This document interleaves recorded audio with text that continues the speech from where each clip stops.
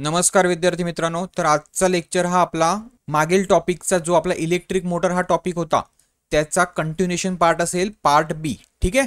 आता ह्यात आपण बघूया की 3 फेज इंडक्शन मोटरच्या स्टार्टिंग मेथड कुठले आहेत. ठीक आहे. व नंतर आपण बघूया सिंगल फेज इंडक्शन मोटर, तिचं कन्स्ट्रक्शन, तिचं वर्किंग प्रिन्सिपल व तिचे टाइप्स. ठीक आहे. आणि मग व्हिडिओच्या शेवटी आपण बघूया की इंडक्शन मोटरचे कुठले कुठले ॲप्लिकेशन्स आहेत. ठीक आहे. तर मागील लेक्चरमध्ये मी तुम्हाला इंडक्शन मोटरचं इंट्रोडक्शन दिलं होतं की इंडक्शन मोटर स्टार्ट कशी होते आणि तिचं वर्किंग प्रिन्सिपल हे सुद्धा आपण बघितलं होतं. बरोबर आहे.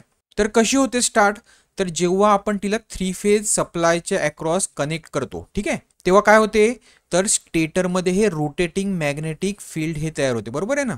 आणि ते रोटेटिंग मॅग्नेटिक फील्ड हे कोणाकडनं कापलं जाते, तर रोटरच्या कंडक्टर्सकडनं कापलं जाते ते मॅग्नेटिक फील्ड. आणि काय होते, तर फॅरेडेच्या इलेक्ट्रोमॅग्नेटिक प्रिन्सिपलनुसार त्याच्यामध्ये करंट तयार होऊन काय होते, रोटरला टॉर्क हा भेटतो. म्हणजे काय, तर रोटेशनल फोर्स. आता हे मी तुम्हाला सांगितलं होतं. जर ज्यांनी मागचा लेक्चर बघितला नसेल त्यांनी मागचे सगळे लेक्चर बघा आणि मग पुढचा हा लेक्चर कंटिन्यू करायचा आहे. ठीक आहे. आता हा जो जनरेट झालेला आपला टॉर्क असतो, टॉर्क तो करंट आणि व्होल्टेजच्या कशा प्रमाणात असतो, तर स्क्वेअरच्या प्रमाणात असतो. ठीक आहे. म्हणजे जर करंट आणि व्होल्टेज हे जर 2 असेल तर टॉर्क किती असणार आहे, तर 4 असणार आहे. म्हणजेच काय, तर आपण थोडा जरी करंट किंवा व्होल्टेज दिला तर टॉर्क किती जनरेट होतो, तर हाय स्टार्टिंग टॉर्क जनरेट होतो. ठीक आहे. हाय रोटेशनल फोर्स हा जनरेट होतो. आता ह्या हाय स्टार्टिंग टॉर्कमुळे इलेक्ट्रिक व मेकॅनिकल जे कंपोनंट्स असतात आपले त्याच्यावर काही अननेसेसरी इफेक्ट हे होतात. ठीक आहे. आता बरोबर आहे ना. जर तुम्ही स्टार्टिंग एकदम तसा जर्क भेटला तर काय होणार, तर मेकॅनिकल की तुमचे गेअर्स किंवा पुली वगैरे जे लागलेले असणार त्यांना काय होणार, तर थोडा विअर अँड टिअर असा भेटणार. ठीक आहे.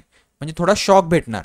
तसंच सेम हा स्टार्टिंग टॉर्क एक्स्ट्रा असल्यामुळे किंवा स्टार्टिंगला जास्त असल्यामुळे काय होणार, तर हाय करंट हा फ्लो होणार. बरोबर आहे. आणि ह्या करंटमुळे काय, तर जे आपले इलेक्ट्रिकल कंपोनंट्स आहेत त्यांना सुद्धा काही इफेक्ट होणार. ठीक आहे. आता ते कुठले कुठले इफेक्ट आहेत ते आपण पुढे बघूया. ठीक आहे. चला आता बघा कुठले कुठले अननेसेसरी मेकॅनिकल इफेक्ट आहेत ते इथे सांगितले. ठीक आहे. कुठले कुठले होतात, तर बेल्ट आणि पुलीवर इफेक्ट होतो. ठीक आहे. पुढे जे गेअर्स आणि चेन्स लागलेले असतात त्याच्यावर सुद्धा इफेक्ट होतो. ठीक आहे, ह्या टॉर्कचा. आणि काय, तर कपलिंग आणि बेरिंग्सला सुद्धा प्रॉब्लेम येतो. ठीक आहे. आता इलेक्ट्रिकल इफेक्ट कुठले कुठे होतात, तर ह्या स्टार्टिंग टॉर्कच्या हेवी करंटमुळे तुमच्या व्होल्टेजमध्ये डीप येते किंवा फ्लिकरिंग इफेक्ट होतात. आता तुम्ही कधी बघितलं असेल तुमच्या शेजारी जर कुठे ड्रिल मशीन किंवा वेल्डिंग मशीन किंवा कटर मशीन अशी जर यूज होत असेल तर तुम्ही बघितलं तुमची लाईट ही अशी फ्लिकर करते, म्हणजे कमी जास्ती होते. बरोबर आहे. त्याला म्हणतात तो फ्लिकरिंग इफेक्ट. ठीक आहे. तर हा अशा प्रकारचा इफेक्ट हा स्टार्टिंगमुळे होतो. ठीक आहे. अजून कुठला होतो, तर तुमचे जे कॉन्टॅक्ट असतात मोटरमध्ये, जे कॉन्टॅक्ट्स असतात जिथे केबल्स ह्या कनेक्टेड असतात. ठीक आहे. हे कॉन्टॅक्ट्स हे मोटरच्या फुल लोड करंटपर्यंत आपण डिझाईन केलेले असतात. बरोबर आहे. त्यामुळे काय होते, जर त्याच्यापेक्षा जास्त करंट आलं तर काय होणार, हे कॉन्टॅक्ट जळणार. ठीक आहे. तर हा सुद्धा एक इफेक्ट आहे. ठीक आहे. समजलं. चला तर ह्या अशा इफेक्टमुळे आता कुठले कुठले प्रॉब्लेम येणार, तर तुम्हाला कंटिन्युअस मेंटेनन्सची गरज पडणार. आणि जर तुमची कुठल्या कंपनीमध्ये ही प्रोसेस असेल, ही मोटर लागलेली असेल आणि तुमचं काही प्रोडक्शन हे निघत असेल, ठीक आहे, तर ती लाईन तुमची थांबणार. ठीक आहे. त्याच्यामुळे काय, तर अनशेड्यूल्ड शटडाऊन्स घ्यावे लागणार. ठीक आहे. आता ह्या हाय करंटमुळे जर कंपोनंटवर इफेक्ट नसेल होऊ द्यायचं तर काय करावं लागेल, तर मग आपल्याला ओव्हरसाइज मेकॅनिकल जे कंपोनंट्स आहेत ते यूज करावे लागतील आणि ओव्हरसाइज इलेक्ट्रिकल कंपोनंट सुद्धा यूज करावे लागतील. ठीक आहे. आणि पुढचा इफेक्ट काय होईल, तर कंटिन्युअस ह्या स्टार्टिंगमुळे तुमचे जे कंपोनंट्स लागलेले आहेत त्यांची लाईफ ही कमी होईल. ठीक आहे. समजलं. आता हा आपल्याला स्टार्टिंग करंटचा जो प्रॉब्लेम आहे तो आपल्याला कमी जर करायचा असेल तर आपल्याला काय करावं लागेल, तर जे व्होल्टेज आहे ते स्टार्टिंगला कमी दिलं पाहिजे. बरोबर आहे. जो प्रेशर आपण जे चार्ज देतोय मोटरला तो कमी दिला पाहिजे. बरोबर आहे, स्टार्टिंगला. आणि मग तो हळूहळू जसा जसा मोटरचा स्पीड वाढेल तसा तो आपण वाढवत जायला पाहिजे. बरोबर आहे. मग ह्याच्यासाठी कुठलं कंपोनंट यूज केलं जातं, तर स्टार्टर हे कंपोनंट यूज केलं जातं. ठीक आहे. तर आपण तेच बघूया पुढे की स्टार्टर काय असते. ठीक आहे.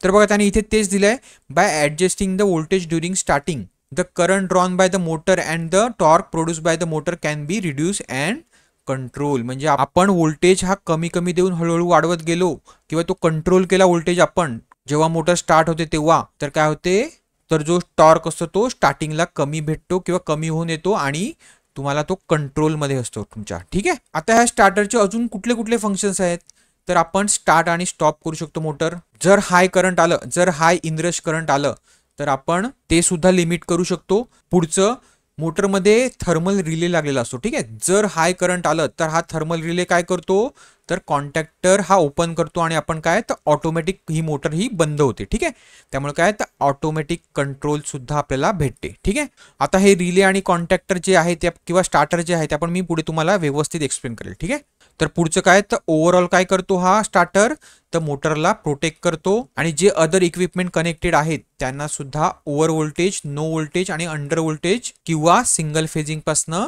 हा प्रोटेक्ट करायचं काम करतो. ठीक आहे, आता आपण बघूया की कुठल्या कुठल्या टाईपचे हे स्टार्टर्स असतात 3 फेज इंडक्शन मोटरमध्ये. ठीक आहे, तर पहिली आपण जी मागच्या लेक्चरमध्ये मी तुम्हाला सांगितली होती ती कुठली मोटर असते, तर स्लिप रिंग इंडक्शन मोटर. आता स्लिप रिंगला तुम्हाला माहिती आहे की रोटर हा वाउंड रोटर असतो, म्हणजे रोटरला 3 फेज वाइंडिंग ही वाइंड केलेली असते. बरोबर आहे, आणि ते 3 टर्मिनल कुठे आणलेले असतात, तर शाफ्टवर 3 अशा स्लिप रिंग लावलेल्या असतात. ठीक आहे, आणि ह्या स्लिप रिंग ब्रश मार्फत कार्बन ब्रश असे लावलेले असतात आणि त्या ब्रश मार्फत ही बाहेर रेहोस्टॅटला किंवा रेजिस्टन्सला ही कनेक्ट केलेली असते. ठीक आहे, तर आता हे असं का केलेलं असते, तर रेजिस्टन्स काय करतो, तर करंट लिमिट करतो. ठीक आहे, स्टार्टिंगचं. त्यामुळे काय तर रोटर मधलं जर करंट लिमिट झालं तर काय तर टॉर्क सुद्धा तुमचा लिमिट मध्ये असणार आहे. ठीक आहे, त्यामुळे काय तर तुमची स्टार्टिंग ही स्मूथ असणार आहे. ठीक आहे, तर स्लिप रिंग इंडक्शन मोटर संबंधी कुठलं स्टार्टर आहे, तर रोटर रेहोस्टॅट स्टार्टर. ठीक आहे, आता squirrel cage induction motor. Squirrel cage म्हणजे काय, तर कुठलीही वाइंडिंग नाही, फक्त जे बार्स आहेत ते काय केलेले असतात, असे कंडक्टर असतात जाडे कॉपरचे, ते असे इथनं एंड रिंग लावून काय केलेले असतात, शॉर्ट केलेले असतात. ठीक आहे, आपण बघितलं होतं मागच्या लेक्चरमध्ये. तर ही मोटर स्टार्ट करण्यासाठी कुठले कुठले 4 टाईपचे स्टार्टर असतात, तर direct online starter, auto transformer starter, star delta starter आणि प्रायमरी रेजिस्टन्स स्टार्टर. आता तुम्हाला जर काही इम्पॉर्टंट आहे ह्या टॉपिक मधलं तर हे आहे. ठीक आहे, समजलं. चला आता 1 बाय 1 आपण बघूया. ठीक आहे, तर पहिलं स्टार्टर आहे स्लिप रिंग इंडक्शन मोटरचं रोटर रेजिस्टन्स स्टार्टर. आता मी तुम्हाला सांगितलं होतं की स्लिप रिंग इंडक्शन मोटरच्या रोटरला हे स्लिप रिंग मार्फत हे रेजिस्टन्स किंवा रेहोस्टॅट हे कनेक्टेड असतात. ठीक आहे, तर त्याने इथे तेच सांगितलंय, in case of slip ring induction motor it is possible to add external resistance in rotor phases as wound rotor has 3 phase star connected winding to limit the starting high current. ठीक आहे, जे मी तुम्हाला मागे सांगितलं तेच. ठीक आहे, समजलं तुम्हाला. तर रेहोस्टॅट हे काय करते, तर स्टार्टिंग करंट हे लिमिट करते. ठीक आहे, आणि एका स्पीडला मोटर गेल्यानंतर हा जो एक्सटर्नल रेजिस्टन्स आहे तो आपोआप इथनं ब्रश उचलून कट होतो. ठीक आहे, आणि ह्या स्लिप रिंग काय होतात, तर शॉर्ट होतात. ठीक आहे, आणि तुमची मोटर ही काय कशाप्रमाणे फिरते, तर स्क्विरल केज इंडक्शन मोटर प्रमाणे ती नंतर फिरायला लागते. ठीक आहे, समजलं. आता पुढचं बघूया डायरेक्ट ऑनलाईन स्टार्टर. ठीक आहे, आता ह्या स्टार्टरमध्ये काय होते, तिथे आपण बघितलं मागच्या याच्यामध्ये की काय तर रोटरचा आपण जो रेजिस्टन्स असतो तो टाकतो स्टार्टिंगला आणि करंट हे लिमिट करतो. बरोबर आहे, पण डायरेक्ट ऑनलाईन स्टार्टरमध्ये आपण कुठलंच करंट हे लिमिट करत नाही. ठीक आहे, तर काय करतो, तर मोटर ही ह्या डायरेक्ट सप्लायलाच कनेक्ट करतो, पण ह्या स्टार्टरच्या माध्यमातून कनेक्ट करतो, पण हा स्टार्टर कुठलंही करंट हे लिमिट करत नाही. ठीक आहे, तर फक्त काय म्हणून काम करतो, तर फक्त ॲज अ प्रोटेक्शन म्हणून काम करतो मोटरचं. ठीक आहे, आता स्टार्टिंग करंट लिमिट करत नाही, त्यामुळे हा जो स्टार्टर आहे तो फक्त ज्या लहान मोटर आहेत म्हणजे 5 किलोवॅटच्या खालच्या ज्या मोटर्स आहेत त्यांनाच आपण वापरू शकतो. ठीक आहे, किंवा त्यांनाच वापरला जातो. ठीक आहे, तर इथे बघा त्यांनी तेच दिलंय की हा व्हेरी सिम्पल, एकदम सिम्पल स्टार्टर आहे, इनएक्सपेन्सिव्ह आहे आणि इझी टू इन्स्टॉल आहे. आता तुम्ही हा स्टार्टर तुमच्या घरामध्ये बघितला असेल. ठीक आहे, तुमच्या घरात किंवा तुम्ही जर शेतावर वगैरे राहत असाल, तुमच्याकडे 3 फेज मोटर असेल जी 5 किलोवॅटच्या आतली असते. ठीक आहे, त्याच्यावर काय असते, तर ते डायरेक्ट ऑनलाईन स्टार्टर हे यूज केलं असते. ठीक आहे, तर हे बघा डायरेक्ट ऑनलाईन स्टार्टर हे असं दिसते. ठीक आहे, आता हे तुम्ही बघितलं असणार. ठीक आहे, तर ह्याच्यामध्ये काय काय असते, तर एक स्टार्ट बटन असते, एक स्टॉप बटन असते, एक कॉन्टॅक्टर असतो. ठीक आहे, हा कॉन्टॅक्टर आहे, आणि एक इलेक्ट्रोमॅग्नेटिक हा रिले असतो. ठीक आहे, आता हे कसे वर्क होतात कॉन्टॅक्टर रिले हे मी तुम्हाला पुढे सांगतो. ठीक आहे, तर ह्या डायग्राम मध्ये बघा हा आहे तुमचा कॉन्टॅक्टर. ठीक आहे, म्हणजे तुमचा जो 3 फेज सप्लाय आला इथनं, ठीक आहे, आर वाय आणि बी 3 फेज मधनं. ठीक आहे, त्याला मोटरचे जे टर्मिनल्स आहेत त्यांना जे कनेक्ट करायचं काम करते तो काय करतो, तर कॉन्टॅक्टर करतो. म्हणजे हा कॉन्टॅक्टर काय करतो, तर मोटरचे जे टर्मिनल्स आहेत ते आणि येणारा सप्लाय, ठीक आहे, ह्यांना कनेक्ट करायचं काम करतो जेव्हा आपल्याला रिक्वायर आहे तेव्हा. जेव्हा आपण ऑन बटन दाबणार तेव्हा, आणि ते कॉन्टॅक्ट ब्रेक करायचं काम कधी करतो, तर आपण ऑफ बटन दाबणार तेव्हा. ठीक आहे. आता हा बघा, हा आहे तुमचा कॉन्टॅक्टरचा एक टर्मिनल. ठीक आहे. बघा, ही आलाय तुमची लाईन, ही पॉवर सप्लायची, आणि ही आहे लाईन जी तुमची मोटरकडे जाते ती. ठीक आहे. म्हणजे हा टर्मिनल जो आहे तो काय झाला, तर हा इमूव्हेबल कॉन्टॅक्ट आहे. पण हा कसला इमूव्हेबल कॉन्टॅक्ट आहे, तर जो पॉवर आलाय तिचा. ठीक आहे. आणि हा इमूव्हेबल कॉन्टॅक्ट कसला आहे, तर मोटरकडे जो सप्लाय जातो तिचा. ठीक आहे. आता हा जो आहे कॉन्टॅक्ट, हा मुव्हेबल आहे. बघा, ह्याला स्प्रिंग कनेक्टेड आहे आणि इथे 2 कॉइल्स आहेत. ठीक आहे. तर काय केलं जाते, ह्या कॉइलला हा इथनच फेज घेऊन हा असा सप्लाय दिला जातो. ठीक आहे. आणि ह्या सप्लायच्या अक्रॉस हे असं ऑन बटन असते. ठीक आहे. स्टार्ट बटन असते. जेव्हा तुम्ही स्टार्ट बटन प्रेस करणार तेव्हा ह्या कॉइलमधनं हा काय होते, तर करंट फ्लो व्हायला लागतो आणि कॉइल काय होते, तर चार्ज होते आणि मॅग्नेटिकली हा जो मुव्हिंग कॉन्टॅक्ट आहे त्याला काय करते, तर खेचून घेते. ठीक आहे. म्हणजे हा कॉन्टॅक्ट कुठे लागणार, तर इथे जॉईंट होणार, म्हणजे तुमचं पूर्ण सर्किट हे तयार होणार. ठीक आहे. हे असं असते कॉन्टॅक्टरचं वर्क. ठीक आहे. पण जेव्हा तुम्ही स्टॉप बटन दाबणार तेव्हा काय होणार, तर हा कॉइल मधला सप्लाय जाणार आणि हा परत हा सोडून देणार. ठीक आहे. ह्या स्प्रिंग परत हा कॉन्टॅक्ट सोडून देणार आणि तुमचा जो मोटरचा पॉवरशी कनेक्शन आहे किंवा जो कॉन्टॅक्ट आहे तो काय होणार, तर ब्रेक होणार. हे काम असते कॉन्टॅक्टरचं. ठीक आहे. समजलं. तर हे बघा, हे डायग्राम मध्ये तेच दाखवलंय. हा सप्लाय घेतलेला आहे, हा नॉर्मली ओपन कॉन्टॅक्ट आहे. नॉर्मली ओपन कॉन्टॅक्ट म्हणजे काय, तर तुमचं स्टार्ट बटन आहे. ठीक आहे. म्हणजे काय, तर हा नॉर्मल कंडिशनला काय असतो, तर हा ओपन असतो. ठीक आहे. आणि हा नॉर्मली क्लोज कॉन्टॅक्ट आहे, म्हणजे काय, तर तुमचं स्टॉप बटन आहे. म्हणजे हा नॉर्मल कंडिशनला कसा असणार आहे, तर कनेक्टेड असतो, म्हणजे हा असा कनेक्टेड आहे. ठीक आहे. आता जेव्हा तुम्ही स्टार्ट बटन दाबता तेव्हा काय होते, तर हा खालती सरकतो आणि हा कॉन्टॅक्ट होतो. बरोबर आहे. पण हा कंटिन्युअस कॉन्टॅक्ट होतो का, तर नाही. स्टार्ट बटन कसं असते, दाबलं परत ते वरती जाणार. बरोबर आहे. म्हणजे काय, तर एकदा जेव्हा स्टार्ट होतो तेव्हा ह्या एनसी सप्लाय मध्ये हा सप्लाय हा इथं पास होऊन ह्या कॉइलला जातो. ठीक आहे. आणि ही कॉइल काय करते, तर हे कॉन्टॅक्टरचे कॉन्टॅक्ट हे असे परत इथे खेचते. ठीक आहे. जे आपण इथे बघितलं. बरोबर आहे. आणि तुमचं सर्किट हे असं कंप्लीट होते. पण हे स्टार्ट बटन परत काय होते, सोडल्यानंतर तर वरती जाते. बरोबर आहे ना. पण मग तेव्हा कसं काय सप्लाय कंटिन्यू राहतो, तर हा बघा, हा इथने एक कॉन्टॅक्ट घेतलेला असतो. ठीक आहे. तर जेव्हा तुमचा कॉन्टॅक्टर हा असा प्रेस होतो तेव्हा काय होते, तर इथे सुद्धा एक कनेक्शन होते. बरोबर आहे. हे कनेक्शन जरी तुटलं तरी तुमचं काय, तर इथनं हा सप्लाय हा कंटिन्यूस हा चिटकून राहतो. बरोबर आहे ना. ही मॅग्नेटिक कॉईल एनर्जाइज असते आणि काय, तर सप्लाय हा तुमचा ह्या कॉईलला परत कंटिन्यू राहतो. समजलं. बघा, व्यवस्थित दिसत नसेल तर मी परत एकदा दाखवतो. तर जेव्हा तुम्ही स्टार्ट बटन पुश करता तेव्हा हा इथे कनेक्ट होतो थोड्याशा टाइमसाठी. ठीक आहे. आणि हा सप्लाय असा हा कंटिन्यू होतो. बरोबर आहे. आणि कॉन्टॅक्टर हा क्लोज होतो तेव्हा हा कॉन्टॅक्ट काय होणार, इथे कॉन्टॅक्ट होणार. ठीक आहे. आणि तोपर्यंत तुम्ही हे पुश बटन सोडलेलं असते, म्हणजे पुश बटन वरती जाते आणि मग कॉन्टॅक्ट हा इथनं तयार होतो, म्हणजे सप्लाय हा इथनं पास होतो. ठीक आहे.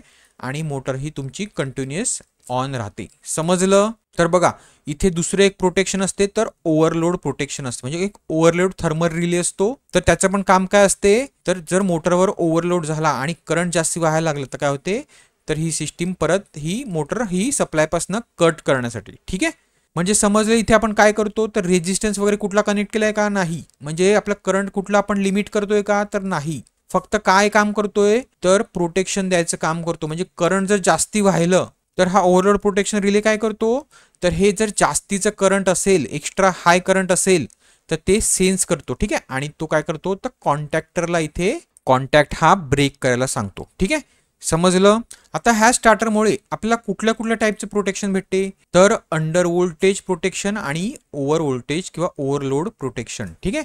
तर अंडर व्होल्टेज प्रोटेक्शन मध्ये काय होते, तर जेव्हा सप्लाय व्होल्टेज हा सफिशियंट नसतो, म्हणजे कमी व्होल्टेज असतो, तेव्हा जी आपली कॉईल सी असते, म्हणजे जी आपली कॉईल कनेक्टेड असते ती डीएनर्जाइज होते आणि मोटर डिस्कनेक्टेड होते, म्हणजे कॉन्टॅक्टर हा आपला ओपन होतो. ठीक आहे. आणि ओव्हरलोड प्रोटेक्शन मध्ये काय होते, तर मी तुम्हाला सांगितलं, जो थर्मल रिले आहे आपला, थर्मल ओव्हरलोड रिले, तो काय करतो, तर सर्किट हे ओपन करतो थ्रू कॉन्टॅक्टर. ठीक आहे. जेव्हा मोटर ही ओव्हरलोड कंडिशन मध्ये जाते तेव्हा. ठीक आहे. समजलं. चला पुढचा आता बघूया. आता पुढचा महत्वाचा टाईप आहे तो स्टार डेल्टा स्टार्टर. ठीक आहे. स्टार म्हणजे काय, तर हा बघा, ही जी कॉईल आहे मोटरची जी, ती स्टार मध्ये कनेक्टेड असते. ठीक आहे. आणि डेल्टा म्हणजे काय, तर ही अशी कनेक्टेड असते. ठीक आहे. आपण हे मागच्या लेक्चरमध्ये बघितलेलं आहे. ठीक आहे. तर हे जे स्टार्टर आहे ते सगळ्यात कॉमनली यूज केलं जाते. ठीक आहे. Compare to other starters. ठीक आहे.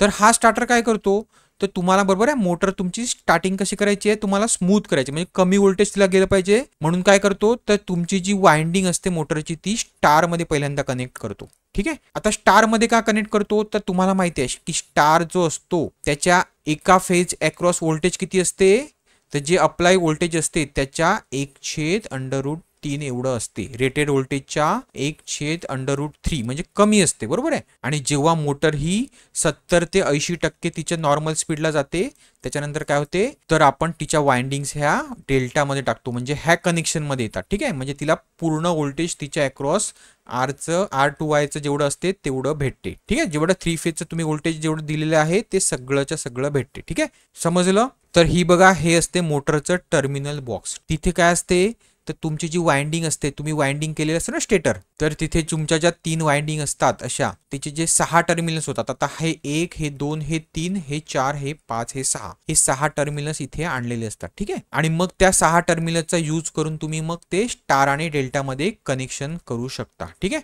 आता ते कसं करतात ते मी तुम्हाला पुढे सांगतो. ठीक आहे, तर इथे तुम्ही व्यवस्थित बघा हे टर्मिनल कशी कनेक्ट केले आहेत तर स्टार मध्ये केले आहेत. म्हणजे तुम्ही जेव्हा वाइंडिंगचे जेव्हा एक बाजूचे जे फेज आहेत ते जेव्हा तुम्ही कनेक्ट करता तेव्हा ते कसे होणार तर स्टार मध्ये होणार. इथे बघा हे जे वाइंडिंग आहेत 3, ही 1, ही 2 आणि 3, तिचे जे एका बाजूचे जे टर्मिनल्स आहेत ते काय केल्यात तुम्ही तर ते शॉर्ट केल्यात, म्हणजे एक तुम्ही तिचा न्यूट्रल पॉइंट बनवलाय. ठीक आहे, तर तिचं कनेक्शन हे असं केलं जाते. ठीक आहे, आणि दुसरे असतात ते कशाची कनेक्ट केले जातात तर तुमचे जे 3 फेज आहेत त्याची R, Y आणि B त्या फेजच्या अक्रॉस कनेक्ट केलं जाते आणि हे स्टार कनेक्शन केलं जाते.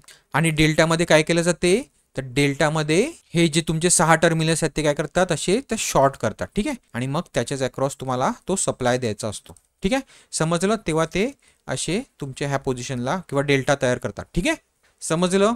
आता हे आपण बघितलं की मॅन्युअली कसं करायचं, म्हणजे तुम्ही एकदाच इथे कंडक्टर टाकला आणि ते शॉर्ट केलं म्हणजे तुमचं स्टार कनेक्शन झालं. ठीक आहे, पण हे तुम्ही टर्मिनल बॉक्स खोलून करत बसणार आहेत का? हे असं होते का की टर्मिनल बॉक्स खोला, त्याचं एकदा स्टार कनेक्शन करा आणि मग 70 ते 80% मोटरचा स्पीड झाल्यावर तिचं परत डेल्टा कनेक्शन करा, तर नाही. हे कशाच्या मदतीने केलं जाते तर कॉन्टॅक्टरच्या मदतीने केलं जाते आणि टायमर आणि NONC जे कॉइल्स असतात त्याच्या मदतीने केलं जाते. ठीक आहे, मी तुम्हाला पुढे व्यवस्थित सांगतो. ठीक आहे, आता हे आहे तुमचं स्टार डेल्टा मोटरची डायग्राम. ठीक आहे, आता ही आहे तुमची मोटर. ठीक आहे, आता तिचे हे वाइंडिंगचे हे 6 टर्मिनल्स आहेत, 1, 2, 3, 4, 5 आणि 6, हे 6 टर्मिनल्स आहेत, बरोबर आहे. एका साईडचे जे टर्मिनल्स आहेत ते काय केले जातात तर तुम्ही डायरेक्ट सप्लायला कनेक्ट केले जाते. ठीक आहे, थ्रू काय तर हा एक कॉन्टॅक्टर स्वतः मी तुम्हाला सांगतो आणि तुम्हाला दुसरे काय करायला लागतील तर शॉर्ट करायला लागतील, बरोबर आहे. ते पण कसे केले जातात तर पहिले स्टारच्या कॉन्टॅक्टरच्या मदतीने. ठीक आहे, हे इथे असे शॉर्ट होतात. ठीक आहे, आणि परत थोड्या वेळाने काय होते तर हा कॉन्टॅक्टर असा बाहेर केला जातो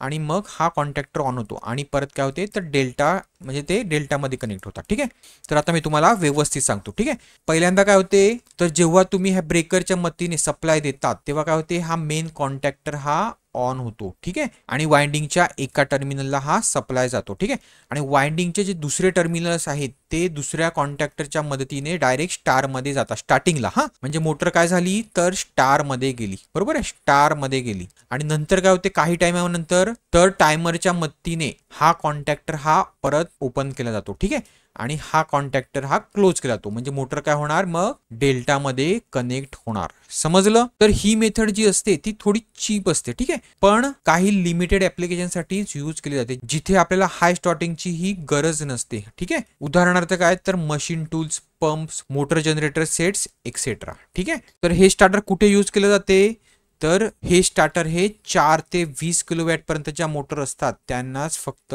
यूज केलं जाते. ठीक आहे, आणि ते पण कुठलं तर स्क्विरल केज इंडक्शन मोटर. मी तुम्हाला मागे सांगितलं की हे स्क्विरल केज इंडक्शन मोटरसाठी स्टार्टर हे बनवलेले आहे, चार स्टार्टर जे आपण आता बघत आहोत.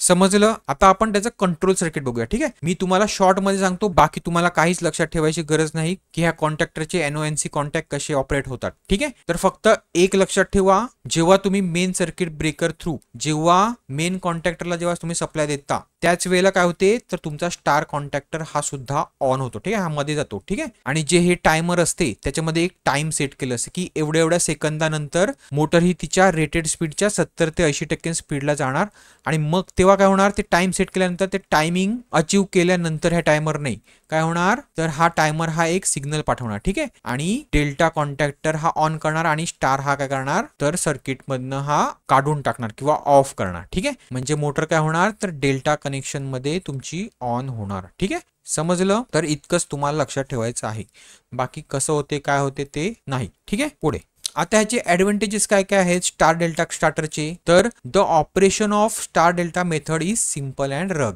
ठीक आहे. It is relatively cheap compare to other reduce voltage methods. ठीक आहे.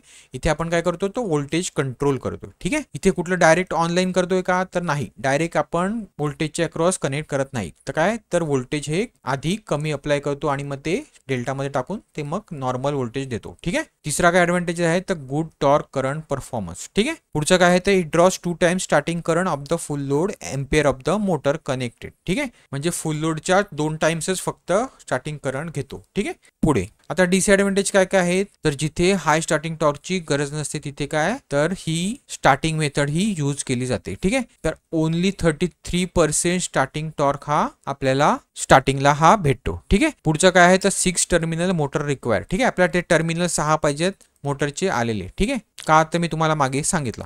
It requires 2 set of cables from starter to motor. तर का, तर एकदा आपल्याला तिला स्टार मध्ये टाकायचं आहे म्हणून हा केबलचा सेट स्टार कॉन्टॅक्टर कनेक्ट करण्यासाठी आणि दुसरा कुठला, तर डेल्टासाठी दुसरा केबलचा सेट लागणार. बरोबर आहे. तर 2 सेट ऑफ केबल्स आपल्याला लागतात. ठीक आहे. पुढे आता पुढचं जे स्टार्टर आहे तो एक ट्रान्सफॉर्मर आहे. ठीक आहे. तो ऑटो ट्रान्सफॉर्मर आहे. तर ट्रान्सफॉर्मर काय असतो ते आपण मागे बघितलंय. बरोबर आहे. ट्रान्सफॉर्मर काय करतो, तर व्होल्टेज हे स्टेप अप किंवा स्टेप डाऊन करतो. म्हणजे तिच्या प्रायमरीला जे व्होल्टेज असते ते तिच्या सेकंडरीला व्होल्टेज असते का, तर नाही, किंवा एक तर हाय करून देतो किंवा लो करून देतो. ठीक आहे. इथे हाय असेल तर इथे लो भेटते, इथे लो असेल तर इथे हाय भेटते. बरोबर आहे. आता ऑटो ट्रान्सफॉर्मर मध्ये काय केलं जाते, तर हे जे सेकंडरी वाइंडिंग असते त्याच्या वाइंडिंगला काय केले जातात, अशा टॅपिंग काढल्या जातात. ठीक आहे. म्हणजे काय, तर 10%, 20%, 30% आणि 40% असं. ठीक आहे. म्हणजे जे आउटपुटला 100% तुमचं व्होल्टेज भेटते. ठीक आहे. हे डिवाइड केलं जाते. ठीक आहे. कशामध्ये, तर टॅपिंग्स मध्ये. ठीक आहे. म्हणजे तुम्हाला जेवढं व्होल्टेज रिक्वायर आहे तेवढंच तुम्ही ते वाढवून हळूहळू देऊ शकता. ठीक आहे. आणि ह्या मोटरला आपल्याला कंट्रोल करण्यासाठी काय कंट्रोल करायचं असते, तर व्होल्टेजच कंट्रोल करायचं असते. बरोबर आहे. ते कशाच्या मदतीने केलं जाते, तर ह्या ऑटो ट्रान्सफॉर्मरच्या मदतीने केलं जाते. समजलं. मी फार सोप्या भाषेत सांगतोय जेणेकरून जे नॉन इलेक्ट्रिकल ब्रँचचे विद्यार्थी आहेत त्यांना सुद्धा समजेल. ठीक आहे. तर बघा इथे त्यांनी तेच सांगितलं, the auto transformers are generally tap at the 50, 60 अँड 80%. म्हणजे जे टॅपिंग असतात त्या कशा, तर 50, 60% आणि 80% जे व्होल्टेज आहे तेवढं तुम्ही ते अप्लाय करता. ठीक आहे. तर पुढे काय सांगितलं आहे, तर ऑटो ट्रान्सफॉर्मर हे इधर नॉर्मली किंवा मॅग्नेटिकली ऑपरेटेड असतात. म्हणजे तुम्ही हाताने सुद्धा ते ऑपरेट करू शकता किंवा ते मॅग्नेटिकली सुद्धा ऑपरेट होतात. ठीक आहे. समजलं. आता हा आहे तुमचा जो मॅन्युअली ऑपरेटेड ऑटो ट्रान्सफॉर्मर असतो तो. ठीक आहे. हे जे नॉब असते हे फिरवलं जाते आणि ह्याच्यावर जे टोटल व्होल्टेज असते ते डिवाइड केलेलं असते. ठीक आहे. म्हणजे तुम्ही नॉब फिरवून व्होल्टेज हे कंट्रोल करू शकता. ठीक आहे.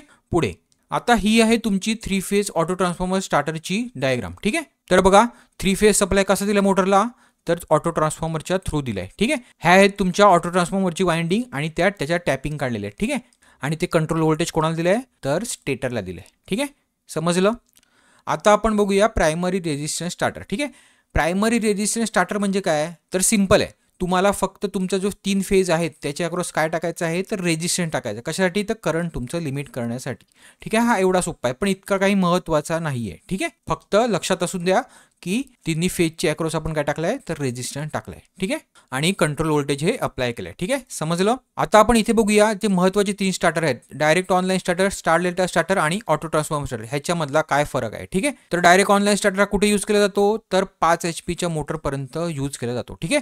स्टार डेल्टा स्टार्टर 5 HP ते 20 HP आणि ऑटो ट्रान्सफॉर्मर स्टार्टर 20 HP वरच्या ज्या मोटर आहेत त्यांच्यासाठी यूज केला जातो. ठीक आहे. आता दुसरा फरक काय आहे, तर मी तुम्हाला आधीच सांगितलंय की डायरेक्ट ऑनलाईन स्टार्टर हे कुठलं स्टार्टिंग करंट हे लिमिट करत नाही किंवा कमी करत नाही. ठीक आहे. पुढे स्टार डेल्टा स्टार्टर काय करते, तर जे आपलं स्टार्टिंग करंट असते अप्लाय ते कितीने कमी करते, तर 1/3 टाइम्सने हे कमी करते. ठीक आहे. आणि ऑटो ट्रान्सफॉर्मर काय करतो, तर आपल्याला जितका हवा आहे तितका आपण स्टार्टिंग करंट हा आपण तो रिड्यूस करू शकतो. ठीक आहे. पुढचं ड्युअल स्टार्टर हे काय असते, तर थोडं चीप असते. त्यापेक्षा स्टार डेल्टा स्टार्टर हे थोडं कॉस्टली असते. ठीक आहे. आणि त्याच्यापेक्षा सगळ्यात जास्त कॉस्टली काय असणार आहे, तर ऑब्व्हियसली ट्रान्सफॉर्मर असणार आहे. ठीक आहे. पुढे हे स्टार्टर काय करते, तर डायरेक्टली मोटर हे कनेक्ट करते. कशाच्या अक्रॉस, तर सप्लायच्या अक्रॉस. ठीक आहे. स्टार डेल्टा स्टार्टर काय करते, तर स्टार्टिंगच्या वेळेला मोटर ही स्टार मध्ये कनेक्ट करते आणि जेव्हा ती रनिंग मध्ये जाते तेव्हा काय करते, तर डेल्टा मध्ये त्याची कनेक्ट करते. ठीक आहे. पुढे हे ऑटो ट्रान्सफॉर्मर स्टार्टर काय करते, तर मोटरला जे टॅपिंग्स आल्यात ऑटो ट्रान्सफॉर्मर मधनं त्याच्या अक्रॉस हे कनेक्ट करत जाते. ठीक आहे. समजलं. तर चला आजचा व्हिडिओ मी इथपर्यंतच घेतोय. जो उद्या व्हिडिओ येईल त्याच्यामध्ये मी सिंगल फेज मोटर घेईल आणि ज्या स्पीड कंट्रोल मेथड आहेत त्या घेईल. ठीक आहे. तर चला, जर तुम्हाला व्हिडिओ आवडला असेल तर लाईक करायला विसरू नका, शेअर करा आणि सबस्क्राईब करा. थँक्यू.